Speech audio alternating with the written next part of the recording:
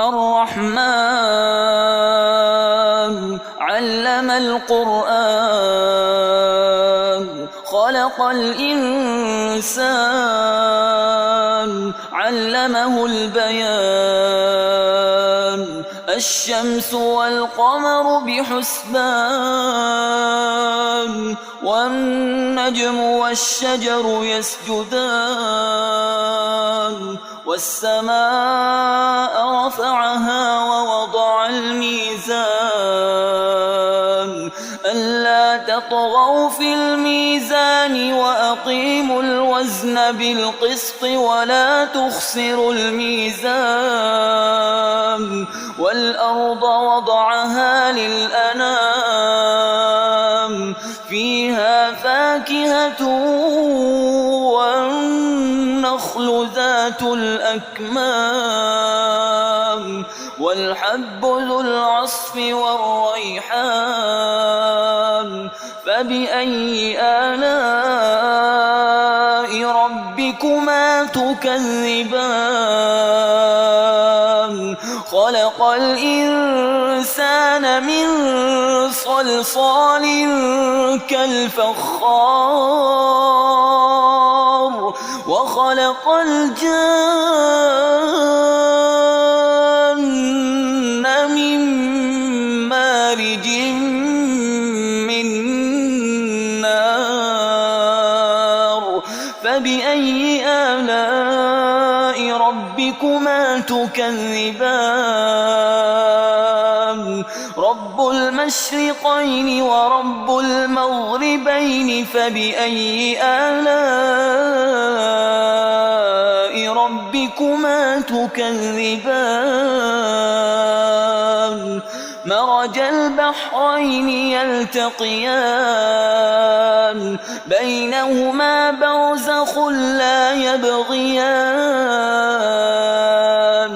فبأي آلاء ربكما تكذبان يخرج منهما اللؤلؤ والمرجان فبأي آلاء ربكما تكذبان وله الجوار المنشآت في البحر كالأعلام فبأي آلاء ربكما تكذبان كل من عليها فان ويبقى وجه ربك ذو الجلال والإكرام فبأي آلاء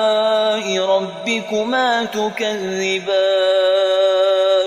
يسأله من في السماوات والأرض كل يوم هو في شأن فبأي آلاء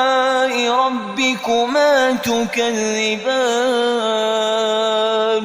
سنفرغ لكم أيها الثقلان فبأي آلاء ربكما تكذبان يا معشر الجن والإنس إن استطعتم أن تنفذوا من أقطار السماوات والأرض فانفذوا لا تنفذون إلا بسلطان فبأي آلاء ربكما تكذبان يرسل عليكما شواظ من نار ونحاس فلا تنتصران فبأي آلاء ربكما تكذبان فإذا انشقت السماء فكانت وردة كالدهان فبأي آلاء ربكما تكذبان فيومئذ لا يسأل عن ذنبه إنس ولا جان فبأي آلاء ربكما تكذبان يعرف المجرمون بسيماهم فيؤخذ بالنواصي والأقدام فبأي آلاء ربكما تكذبان هذه جهنم التي يكذب بها المجرمون يطوفون بينها وبين حميم آن فبأي آلاء ربكما تكذبان ولمن خاف مقام ربه جنتان فبأي آلاء ربكما تكذبان ذواتا أفنان فبأي آلاء ربكما تكذبان فيهما عينان تجريان فبأي آلاء ربكما تكذبان فيهما من كل فاكهة زوجان فبأي آلاء ربكما تكذبان متكئين على فرش بطائنها من استبرق وجنى الجنتين دان فبأي آلاء ربكما تكذبان فيهن قاصرات الطرف لم يطمثهن إنس قبلهم ولا جان فبأي آلاء ربكما تكذبان كأنهن الياقوت والمرجان فبأي آلاء ربكما تكذبان هل جزاء الإحسان إلا الإحسان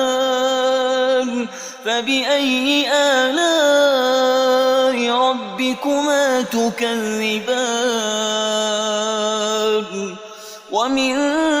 دونهما جنتان فبأي آلاء ربكما تكذبان مدهامتان فبأي آلاء ربكما تكذبان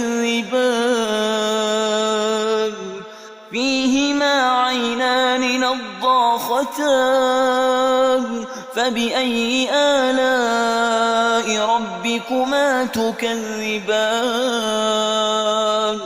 فيهما فاكهة ونخل ورمان فبأي آلاء ربكما تكذبان فيهن خيرات حسان فبأي آلاء ربكما تكذبان حور مقصورات في الخيام فبأي آلاء ربكما تكذبان لم يطمثهن إنس إنس قبلهم ولا جان فبأي آلاء ربكما تكذبان متكئين على رفرف خضر وعبقري حسان فبأي آلاء ربكما تكذبان تبارك اسم ربك ذي الجلال والإكرام